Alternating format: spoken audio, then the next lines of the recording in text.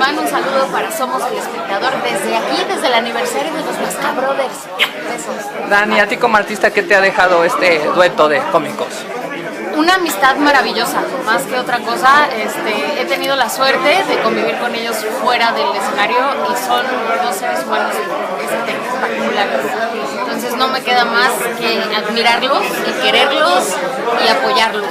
Te necesitamos mucho, te necesitamos mucho. ¿Hasta cuándo va a ser ese ayuno para tu público que te quiere? No, para nada, no, pues es que ya cambié, ahora brinqué, como muchos de nosotros lo hacemos, al otro lado de la moneda, que es la producción.